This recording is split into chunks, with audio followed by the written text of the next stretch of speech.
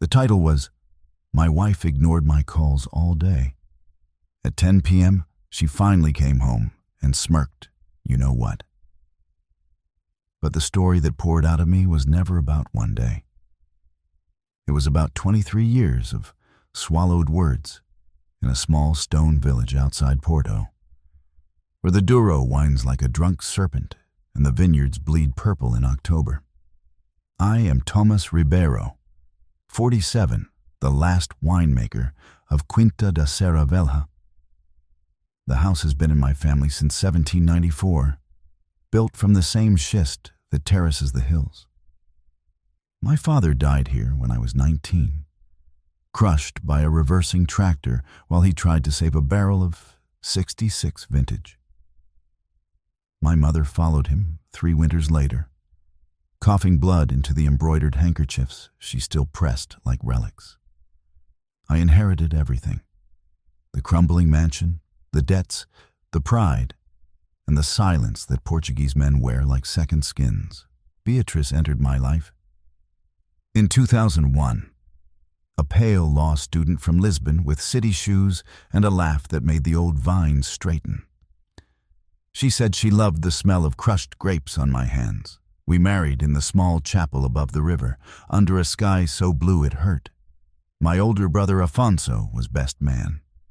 He flew in from Luxembourg, where he had made money trading futures no one in the village understood. Afonso hugged me too hard that night, whispered, "Take care of her, little brother." And I laughed, because Beatrice was dancing barefoot on the granite threshing floor, her white dress swirling like espumante foam. They told me later the affair began 6 months after the wedding. I never saw it. I was too busy grafting vines, praying for rain, burying myself in the cellar so I wouldn't have to look at the bank statements. Beatrice traveled often to the city for work. Afonso came home one every August, tanned and generous, bringing Lego for our daughter Inez and single malt for me. We drank on the terrace while cicadas screamed, and Beatrice watched the river with a half-smile I mistook for contentment. Inez was born in 2005 with her uncle's green eyes. I noticed. I said nothing. Portuguese men remember. By 2014, the Quinta was drowning. The 2008 crisis had killed export markets. Cooperatives paid pennies. I was 41, gray at the temples, drinking too much of my own wine. One February night, Afonso arrived unannounced in a charcoal Porsche that looked obscene on our dirt track. He found me in the lagar, ankle deep in frozen grapes, crying because the frost had taken half the harvest. "I can save this place," he said. "Sign it over to the company I set up. You keep the house, the name on the label, 50% of profits. I'll handle the money." Beatrice stood behind him in the doorway, arms folded, diamonds flashing on her wrist, though we had sold her grandmother's jewels years earlier. "Trust your brother, Tomas," she said softly.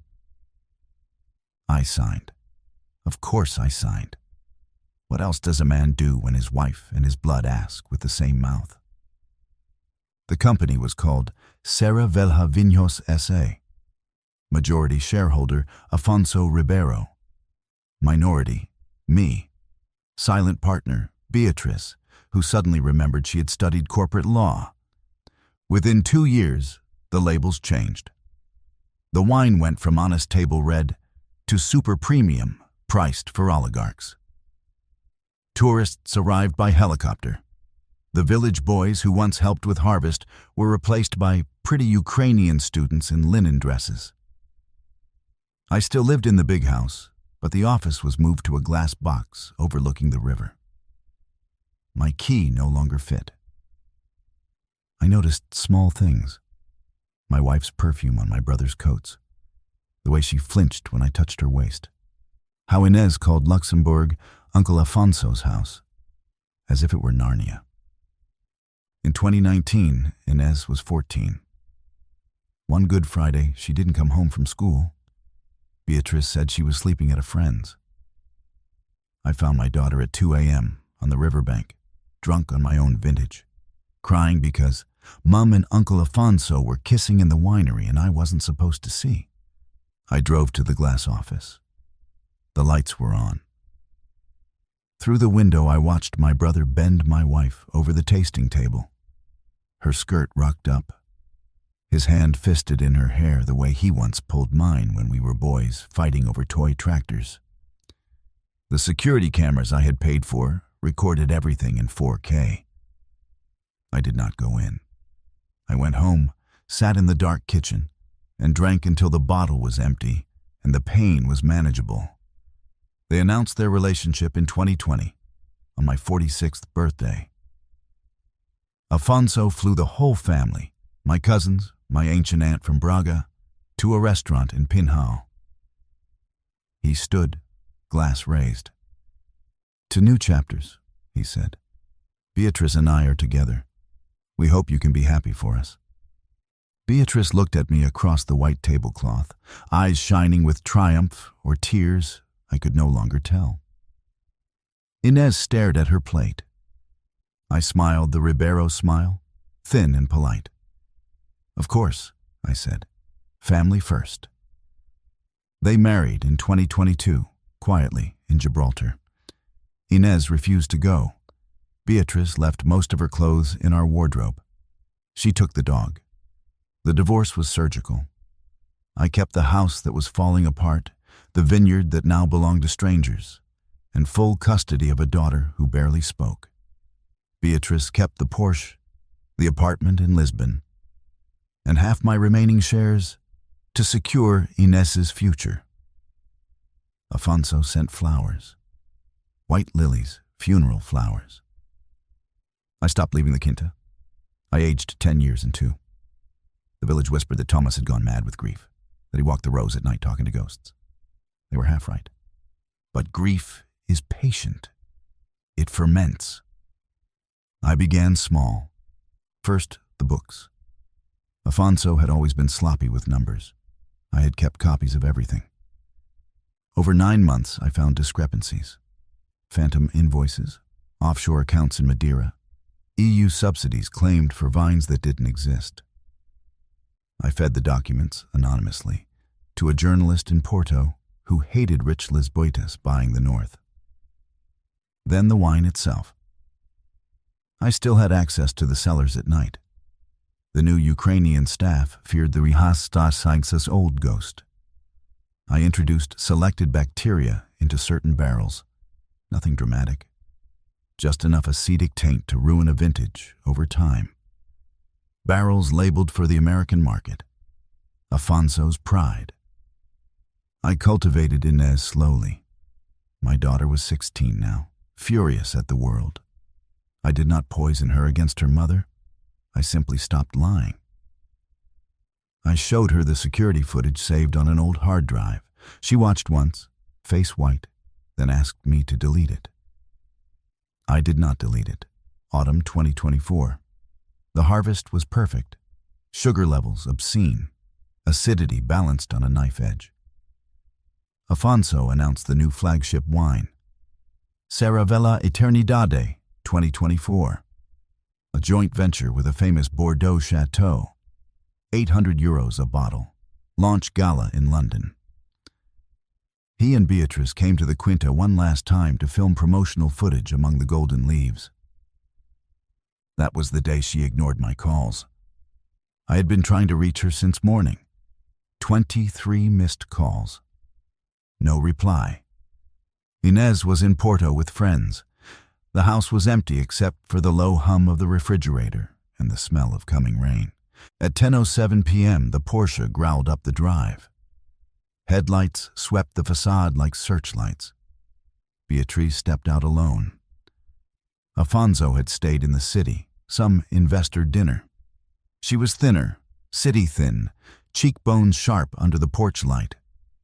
Her hair was shorter, dyed the color of wet ash. She wore a camel coat I didn't recognize and carried a bottle of the 2024 in a wooden gift box. She did not knock. She still had a key. The hallway smelled of damp stone and old beeswax. She closed the door softly, turned, and looked at me standing at the foot of the stairs in the same sweater I'd worn for 3 days. "Tomas," she said, almost kindly. I said nothing. She set the bottle on the console, next to the photograph of our wedding. In the picture, she was laughing up at me. 20 years later, her mouth made the same shape, but the eyes were dead. "You know what?" she said, and the smirk finally arrived. Small, satisfied, the expression of someone who has won so completely they can afford generosity. I nodded. She stepped closer. The coat slipped from her shoulders to the terracotta tiles. "I came to say it properly," she whispered. "We're selling the Quinta. The Bordeaux partners want the land for a hotel. You'll get enough to fix the roof and live quietly. Inez will never have to worry. It's time, Tomas. Let it go." Rain began outside, sudden and hard, the way it does in the Douro in November. Angry, biblical. I looked at the bottle. The label was beautiful. Our family crest, the old serif font. My name still there in small letters beneath the new brand. "Would you like to taste it?" I asked. She hesitated, then smiled the old smile, the one from 2001. "One last time," she said. I fetched 2 glasses from the dining room, our wedding crystal, the one she hadn't taken. In the kitchen, I opened the bottle with the old corkscrew my father used. The cork came out clean. I poured. She raised her glass to the light, professional habit. "Perfect color," she murmured. We drank. For a moment, the room was only rain and the smell of fermentation that never leaves these walls. She lowered the glass. "It's..." Her throat worked. Once. Twice. The smirk faltered. I had chosen Piotrowska strain. Slow-acting, cultured for 18 months in a corner of the adega no one visited anymore. Colorless, near odorless in small doses. Catastrophic in larger ones once it crossed the blood-brain barrier. Irreversible within minutes. She dropped the glass. It shattered like ice.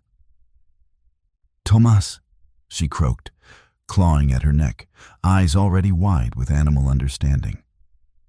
I caught her as she fell. She weighed nothing now, all the softness burned away by money and sex and victory.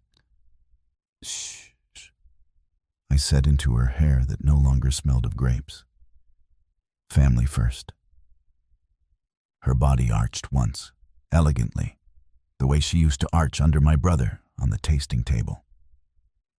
Then she was still. I carried her to the lagar, the old granite press where my great-grandfather once trod grapes barefoot.